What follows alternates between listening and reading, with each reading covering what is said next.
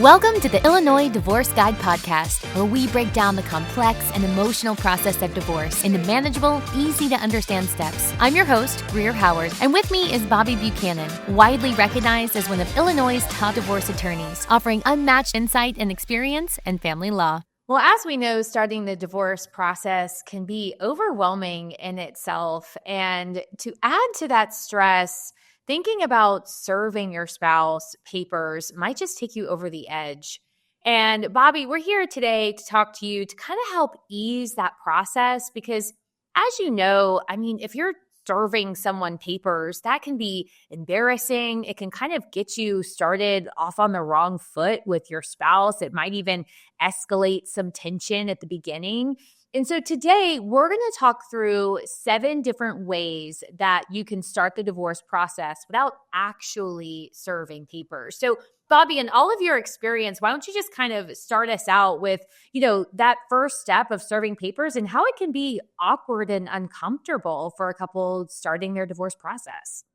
Yeah, absolutely. Thanks for the intro, Greer. And don't kill me here if we do 8 or 9 ways to start the process without serving your spouse, because there are a lot of different ways to do this and to get creative.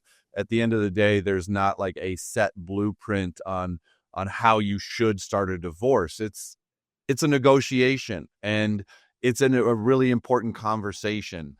It's not you have to serve your spouse in order to start the process. In fact, serving your spouse is the last thing that you should do, in my opinion, in order to start this process. So I'll give the listeners and the viewers a little bit of background on what service really is, so we can understand where it might fit strategically. Yeah, for sure. So why don't you kind of talk us through that? Like, when does it make sense to actually serve your spouse papers? Yeah. So when we think about service, we probably think about what we've seen in the movies or TV shows, somebody coming up to somebody else with papers, giving them those papers and saying, "You've been served." That is actually exactly what happens. The only difference is they don't have to say you've been served. They don't have to say anything. You don't have to sign the papers. You don't actually even have to touch the papers. It's not like you can go like, I'm not touching them. It doesn't count or something like that.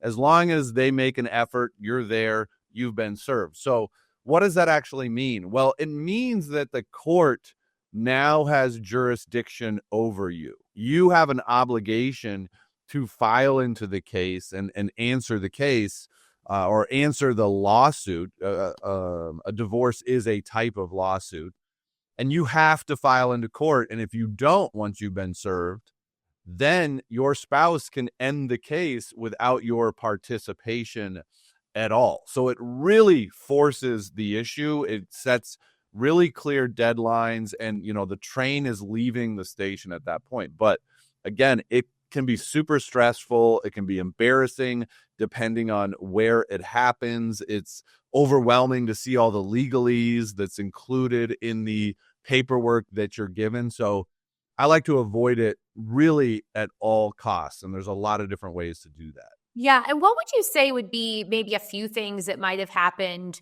before that? I would imagine there's some conversations. By the time you have, papers served, does that mean you actually have an attorney at that point? Yeah. So one is that it's serving papers without hiring an attorney yourself is a pretty difficult thing to do. People do it.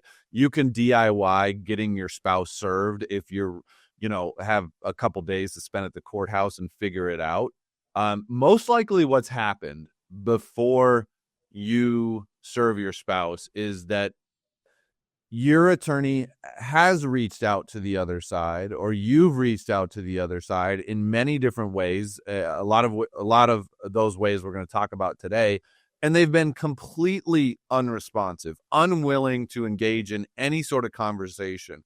So you're forced to do the one thing that is going to say, you know what?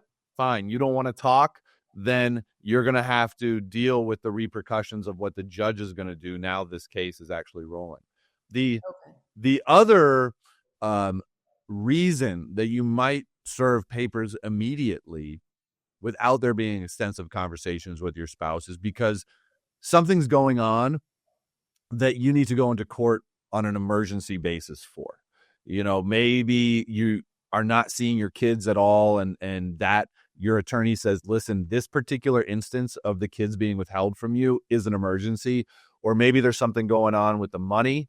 Your spouse is just burning, creating a bonfire of cash, and you got to go into court on an emergency. Otherwise, we want to try to do this diplomatically so that we control the situations, control the emotions, and control the outcome. Yeah, I mean, it sounds like this is something that you actually only serve if you've sort of gone through a series of, different processes and options that maybe weren't working out, right? So why don't we just take a step and say, okay, well, what would be one way to avoid serving papers, but to get the process started? Yeah, so let's create the context here for people of, you have already decided to do my number one recommendation, which is have a high level conversation with your spouse. And by high level, I mean, you're not diving in right away saying, I want a divorce and I want the house. I want a divorce and I want you to move out. You got to start the conversation a little bit more gently. Obviously, even getting to that place of saying, I want a divorce has probably been months, if not years in the making. And it's not going to be a complete surprise when you lay it on them and say, I've done a lot of thinking about this, and, it breaks my heart. And obviously this is probably going to be a tearful conversation that you have, but I've decided that I want a divorce and I want the process to move forward. That might be the only thing that you talk about with them that day, in that sense, as far as the conversation goes. If you really want to maintain control over things, you might need to give them a week or two before you even dive into it again, or naturally that conversation is going to come back. So let's say that you've let that play out. You've even gotten to the place where you're able to start talking about the nuts and bolts of it, what's going to happen with the house and the car and the kids, but they're really unwilling to engage in that conversation. And you've tried now for a couple weeks or a couple months to have those conversations, and they're not moving forward. This is a common place where people do call our office and they say, okay, I need to get an attorney involved. What can I do?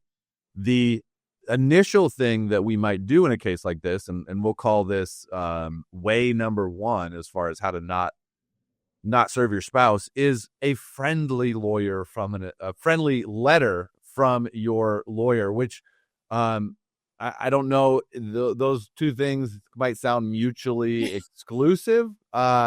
People don't consider any sort of letter from a lawyer too friendly, but we try to be very diplomatic in the language that we put in that letter. Basically saying, we've been hired by your spouse. We're very interested in resolving this without having to go to court. And we want to start that conversation. So, yeah. Well, it's interesting you say that, because I would agree. When you think about getting a letter from your spouse's attorney, you're not thinking of it being friendly, but basically you're kind of saying, hey, the tone of this letter, it is possible for it to be friendly. And what are some things for maybe the spouse to consider if that's, maybe the right choice for them? When does that typically work or not work? The letter from the spouse or the letter from the attorney, I think, can be effective in cases where your spouse doesn't really think that you're serious, and they don't think that you're actually taking any action behind the scenes to move this forward. They think that if they just drag their feet, that this is going to be like the 2 or 3 other times in the past that you guys have talked about divorce, and it's just going to kind of melt away and go away on its own. And you guys are going to resume your semi-functional, semi-dysfunctional marriage. And maybe in 2 or 3 years, you'll cross this road again. But this time is different for you, and you want them to see, no, wait, I'm serious about this. So serious that I've retained a law firm. I mean, lawyers aren't going to just send off letters without being fully retained. Like, you're going to have to spend at least a couple $1,000s in order to get this law firm on board to send out this letter. So by default, it's pretty serious. Okay. So let's say maybe somebody wants to know all the options. They're like, okay, we could send a friendly letter from my attorney. That's one option. What would be another one? So another one, let's say you don't want to go the certified letter route or the regular letter route, or the idea of getting something in writing is just daunting. And by the way, we don't have to do a written letter. An email is just as common these days, and actually feels a little bit softer. But writing aside, another option could be you have a conversation with them and you just tell them straight up, listen, I have hired a lawyer. I'm having a meeting with them this week. I'm meeting with them on Wednesday. And I think what we're going to talk about is how we can bring you into this process, and how we can all have a conversation together. Now, this would be called a settlement conference by lawyer terms. You don't need to really use that terminology with your spouse. It's more about, hey, we want to have this conversation all together. We want you to be part of it too. We want to make sure everybody's input is included, and see what their response is at that point. See if they're open to that idea. Yeah. So, I mean, that feels like that would work pretty well if it was amicable, and, maybe you both wanted to get divorced, or you were both on board and you've been having these conversations, because maybe that would come out naturally.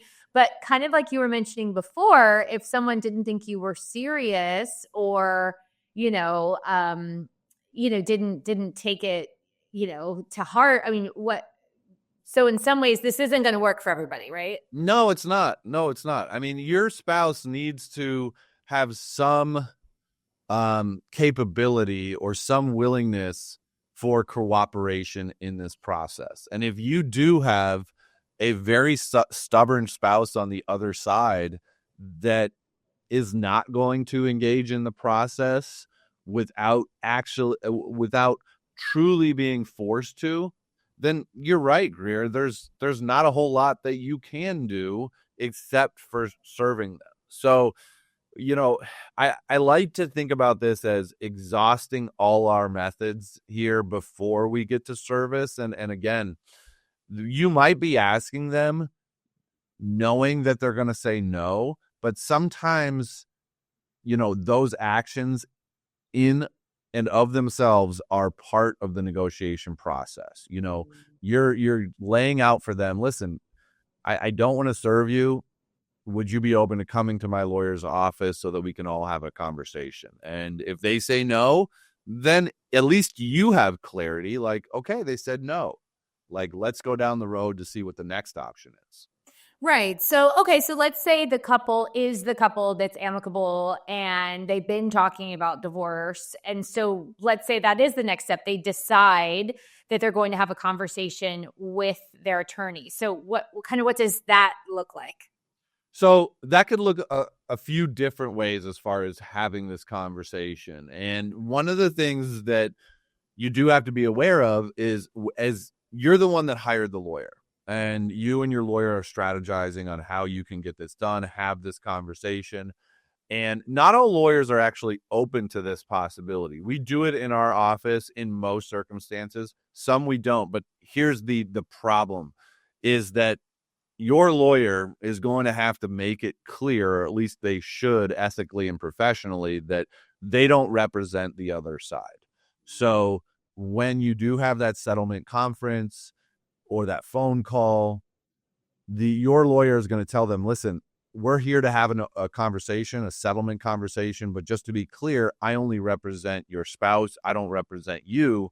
But at the end of the day, your spouse, my client, is telling me that they want to get this done without a lot of fighting in court. So I'm here to just kind of provide a framework for the things that we need to talk about.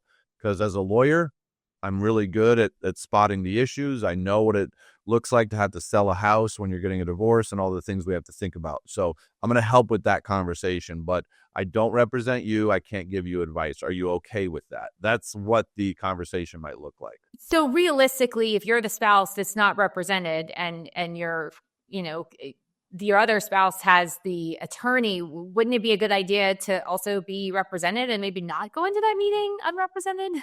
Yeah, absolutely. And I think that that's a really good point. Again, we can't, this might be when I said at the beginning, don't kill me if we do 8 or 9. This could be number 8 here, where you're having a conversation with your spouse saying, I've hired a lawyer and I'm not comfortable moving forward in this process without you hiring a lawyer as well. I want us to be on even playing ground here.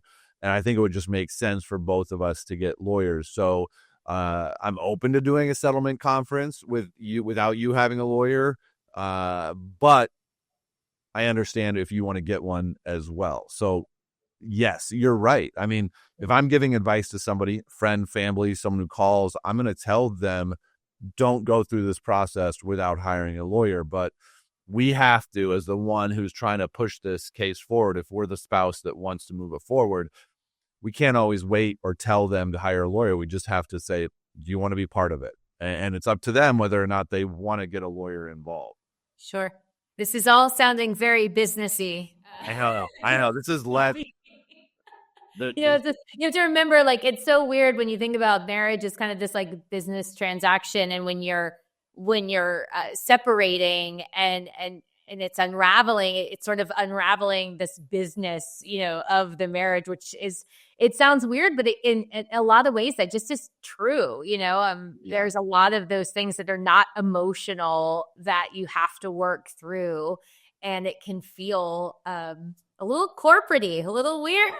Yeah, I love it. You're nailing it on the head here. And this is why having to get lawyers involved at all is, people don't want to do it. They have this natural aversion to getting lawyers involved. It's like, no, this is our relationship. Like, this is the most intimate relationship I've ever been in, and now we're both lawyering up in order to figure it out. Like, ugh, God, that's gross. But sometimes you need expert help in navigating, because it's not just an intimate romantic relationship.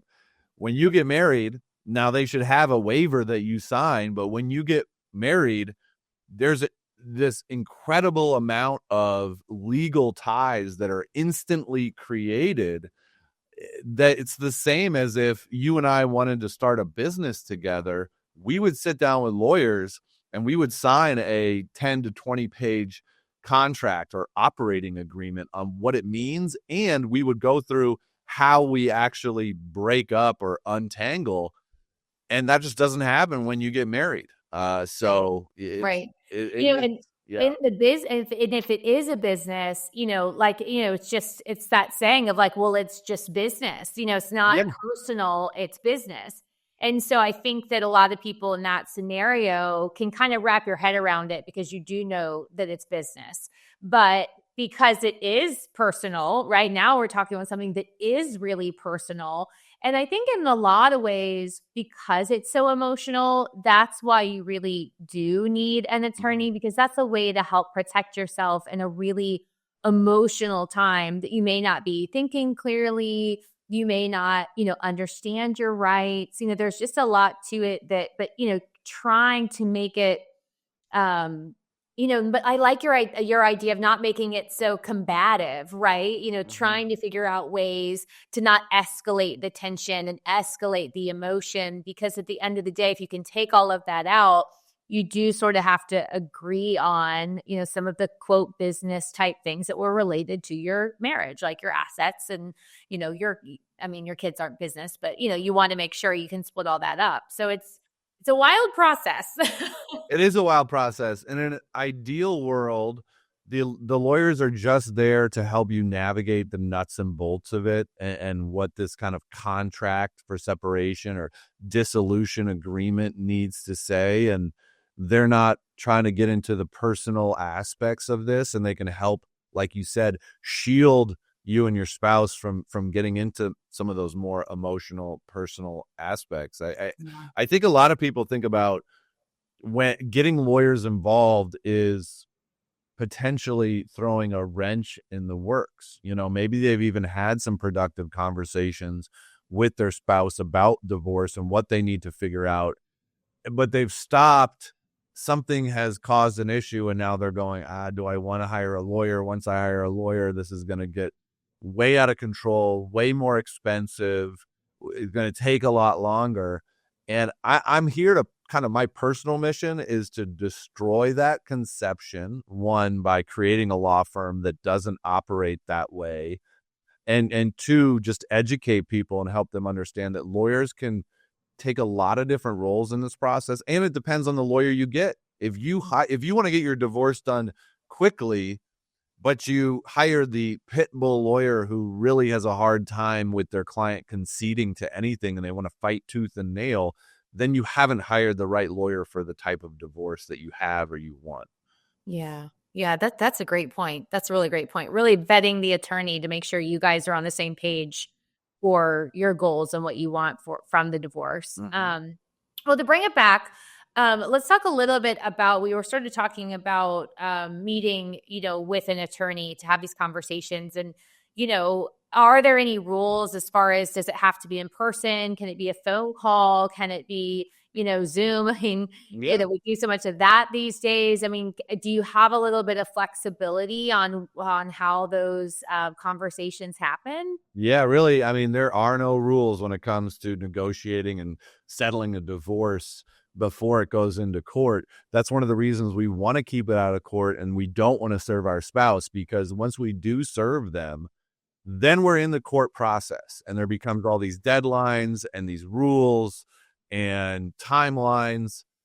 So if we can do this without serving them, then we have a lot more flexibility. And like you said, phone call or Zoom, and thankfully Zoom and Google Meet or Microsoft Teams, all those video conferencing things are much more common now, and people really accept them, and it can make the process a lot easier, because going into an attorney's office, whether it's downtown Chicago and you're, walking into the lobby of this big building and going up to the 30th floor, that is making me anxious talking. Yeah, I'm feeling anxious as you're talking about it. Yeah, I mean, who wouldn't be nervous, right? So doing that can be very daunting, whereas maybe just getting a Google invite to a Zoom meeting and popping on at your lunch hour to have an initial intro call with your spouse and his attorney, while certainly that's going to be a weird, you're like, okay, here we go. Like, what is this all about? It's a lot more approachable than going into a building or a physical office for a settlement meeting. Yeah, absolutely. And I think there's a lot, especially if it's contentious or it's become stressful, not having to be in the same room can be helpful, like physically in the same room. Maybe a Zoom room is a little less intimidating. Yeah. I mean, the other side might have done something that has created for the time being, a physical aversion to being in the same room as them. So that's a great point. Wow. Yeah. Well, serving papers is such a formal thing, it feels like. Is there a way in the process that you can waive that? I mean, is that part of the conversation? Yeah, it is. And so in order to start this process, or in order to finish it, like, let's talk about the perfect divorce, really, and what that looks like is you work it out with your spouse. You come to an agreement on all terms. An attorney, I always advise that an attorney do draft up the documents, because if things are written wrong or just don't quite align with what you thought the agreement was, then it's going to cause problems. So an attorney is drafting up the documents, getting it into court, and then the final step, after you guys have signed off on the agreement, that's when you actually both file into court. So getting your spouse is going to have to file into court one way or another, whether or not you serve them and then they're forced to, because once you're served, you have 30 days to file an appearance and file an answer. That's the formal documents that you need to file.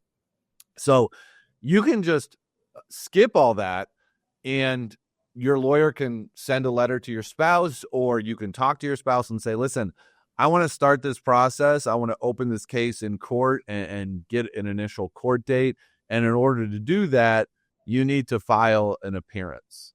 And so you just ask them, can you file this appearance, and forward them an email from the courthouse showing them the instructions for doing it. So service is only an avenue to compel the other person to file the appearance. If they do it voluntarily, then you're good to go, and there's no service that's necessary. Yeah, I mean, that feels, I don't know, it just like feels a little nicer than being, just like served. You've been served. Here are your papers. You have to answer the court. Yeah. That can feel a little, I don't know. That would be an odd feeling. Yeah, I mean, you want everyone to feel like they are making choices in this decision, and service is really the closest thing you can to like you're literally sending a sheriff to their house. It could be a sheriff or it could be somebody private. Again, even in the realm of service, there's a nice way to do it and a not so nice way. Having the sheriff serve somebody is probably the not so nice way. Nobody wants someone in a law enforcement showing up, giving them papers. So we like to find the way where we can make everybody feel like they're having some choices in this process, and, asking them to file their appearance is one way to do that. We could do that.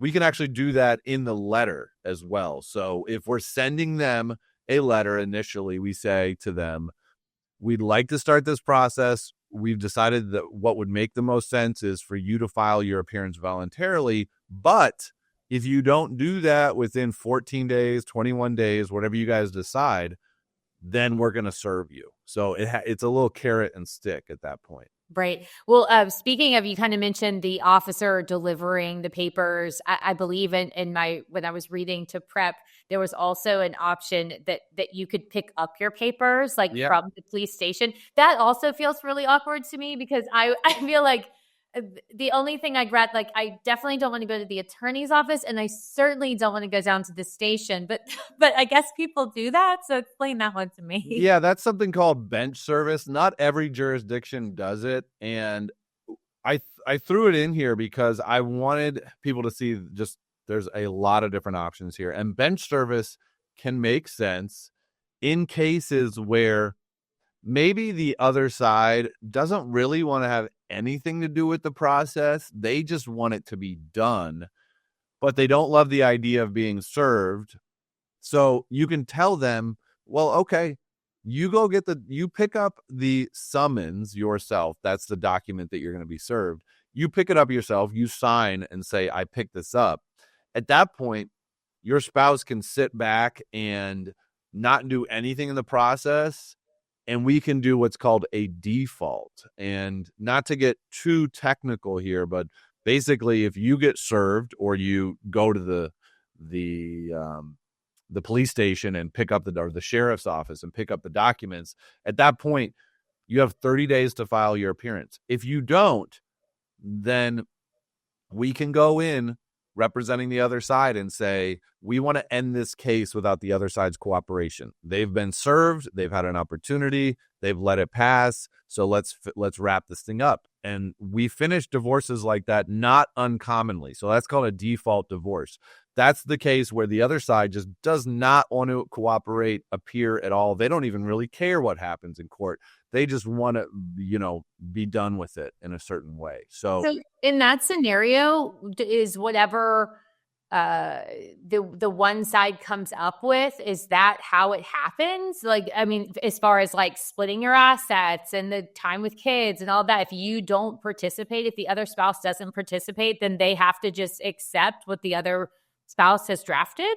Pretty much. I mean, if you get served and you don't file into the case, you don't cooperate, then the other side's going to dictate what happens. Now, a judge isn't going to sign off on something that's totally unfair, but when it comes to property, that what is unfair is a lot broader than if you did participate.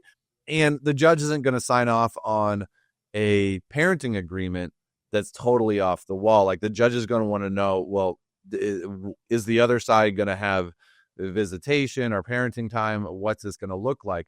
But let's be honest, in cases where there are kids involved, if the other side's not participating at all in the litigation, that's a pretty clear sign to the judge that this person's kind of checked out. And so they're not, the judge isn't going to question whether or not every other weekend is okay in that situation. Right. I mean, I would imagine it's pretty uncommon, for someone to not respond. But I guess that's the whole point of what we're saying, is that once you're served, you have to, because if you don't respond, then you basically are just, agreeing to whatever they've drafted, and you are most likely want to have a say in some of that. So I guess that is the point. That's the pressure that you're putting on. So, okay. So what else are we missing? What other ways? I think the major one that we're missing is going with presenting a complete divorce proposal. This can work well in situations that, a couple different ones. I was going to say it can work well in situations that are a little bit more straightforward. So what you can do is you hire your lawyer, you and your lawyer go through all the financial aspects, all the custody aspects, and put together a complete proposal, a divorce package, if you will, and then you give it to your spouse. Either your lawyer emails it to them, or you give it to them at the dinner table or meet for lunch, and then they have something to review. Now, if your case is simple enough, and that might be it for them, that might be what they needed to see, like, okay, this person is really serious. They might sit on it for a couple weeks, but then they sign off and they're done.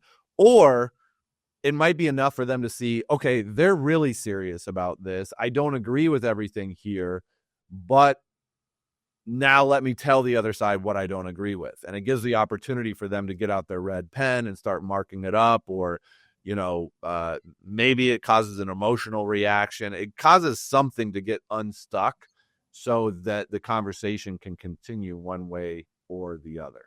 Yeah, it's interesting you say that, because I feel like in a lot of ways it wouldn't be a bad idea, to like, I kind of like that thought of, well, you draft up, the agreement, and because it gives the other spouse something to work with, like kind of where you are. And, maybe they sign off on it and they think it's super fair, and they're, but if not, you've at least come up with, all of the things in the agreement, and then you're kind of narrowed down to the things you disagree on. So I feel like that could save some time too. Yeah, absolutely. And actually, these are the best divorces work like this, where our client has already spoken to their spouse, and maybe they've come to an agreement on some things. Maybe they've come to an agreement on almost everything. They come to us, we draft the proposal, and we like to do it as quickly as possible. I think that there's a window in a lot of these cases where our clients, the ones who have the most successful, quick, pain-free, stress-free divorces, they've been able to have this effective conversation with their spouse, and now they need a lawyer who's just not going to mess it up and throw a wrench in the works. They need a lawyer who understands that it's kind of a delicate, emotional time, who's going to turn around those documents, who's going to communicate sensitively with both sides and just get it done. So I love these kind of divorces and doing it this way. And again, like you said, it at least just lays it out on paper. Like, here's all the issues we need to address. We got to talk about the house, the cars, the credit cards, the student loans, the kids, the college tuition, all those issues. And so your spouse can really start to see, like, okay, here's the nuts and bolts, the logistics of how we get this done. So it can be very helpful. Yeah. And like you're saying, I hadn't even thought if the two have already had the conversation and sort of agreed, wow, like you're really making some headway on being able to move the divorce process along, which is great, which is always your goal for people to get along. Yeah. So, okay, we've covered a lot today, Bobby. Talking about, other options opposed to serving papers. Any kind of like final thoughts or that you want people to sort of remember or think about in this situation? Yeah, again, this is all about us retaining as much control over this process as possible, keeping it out of court as much as possible. The more we keep it out of court, the more private it can be, the quicker it can actually be, less stress, less attorney's fees. So whatever strategies that we can deploy in this process to avoid having to serve our spouse is probably going to be better all around. So I would really implore people to look at all those different options, figure out how to get it done diplomatically so that you can get on to the next chapter quicker. Okay. Well, Bobby, thank you so much, as always, for your time today. I feel like I learned a lot about options, about ways to avoid having to serve papers and maybe get this process going in a more friendly, a kinder way. So thanks so much for being here with us today, Bobby. Absolutely. Thank you for listening to the Illinois Divorce Guide podcast. We hope today's episode gave you clarity and support as you move forward on your journey. If you found this episode helpful, please subscribe, rate, and review us on your favorite podcast platform. Tune in next week for more insights and expert advice on the Illinois Divorce Guide podcast.